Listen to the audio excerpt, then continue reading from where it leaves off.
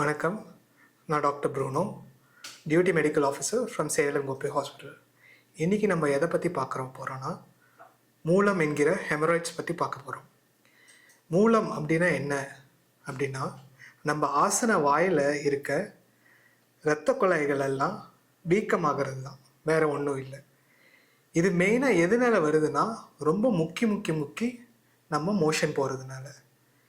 நம்ம ரொம்ப நாள் முக்கிறதுனால என்ன ஆகுனா, ஆசன வாயில் இருக்கிற திசுக்கள் எல்லாம் வலுவிழந்து சுற்றி இருக்கிற இரத்த குழாயெல்லாம் வீக்கமாயிடும்.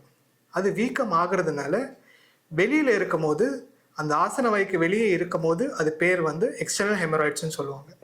எக்ஸ்டர்னல் ஹெமராய்ட்ஸ் ரொம்ப எப்பயுமே பெயின்ஃபுல்லாக இருக்கும். அந்த ஆசன வாய்க்குள்ளே இருக்கிறது இன்டர்னல் ஹெமராய்ட்ஸ்னு சொல்லுவாங்க. இது மோஸ்ட்லி பெயின் அதிகமாக இருக்காது, ஆனால் ரெண்டுமே இரத்த கசிவு போகிறதுக்கு வாய்ப்புகள் ரொம்ப ஜாஸ்தியாகும்.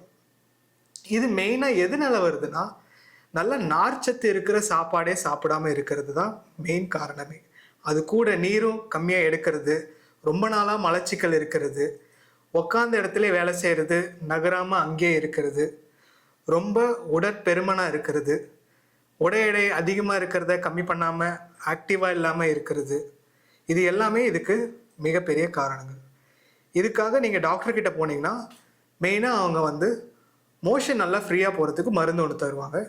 அது கூடவே அந்த சுற்றி இருக்கிற எரிச்சலுக்கும் வலிக்கும் மறுக்கிற மாதிரி ஒரு மருந்து ஒன்று தருவாங்க. இது கூட நம்ம நார்ச்சத்து அதிகமாக இருக்கிற சாப்பாடையும் நீர் அதிகமாக எடுக்கிறதும் ரொம்ப மிக அவசியமான ஒன்று. இது ரொம்ப நாளாக கண்டுக்காமல் விட்டு அது அப்படியே இருந்துச்சுன்னா நாளடைவில் அது ரொம்ப பெருசாகி அதுலேருந்து ரத்தப்போக்கு நிறையா போகிறதுக்கும் வாய்ப்புகள் ஜாஸ்தி.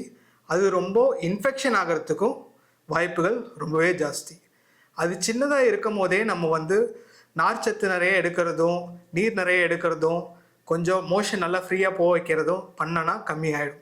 பட் ஆனால் அது ரொம்ப பெருசாக போகிற நேரத்தில் நம்ம சர்ஜிக்கலாக அதை ரிமூவ் பண்ணுறதை தவிர வேறு வழியே கிடையாது.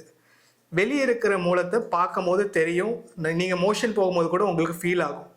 மோஷனில் பிளட்டு போகும்போது அந்த மாதிரி ஃபீல் ஆகுதுன்னா உங்களுக்கு மூலம்னு உங்களுக்கு தெரிஞ்சுக்கலாம். பட் ஆனால் உள்ளே இருக்கிறது உங்களுக்கு தெரியாது. நீங்கள் டாக்டர்கிட்ட போனீங்கன்னா ஃபஸ்ட்டு ப்ரோக்டோஸ்கோப்பின்னு ஒன்று பண்ணுவாங்க. உங்கள் ஆசன வாயை கொஞ்சம் திறந்து பார்த்து உள்ளுக்குள்ளே ஏதாச்சும் வீக்கமான இரத்த குழாய் ஏதாச்சும் இருக்கான்னு பார்ப்பாங்க.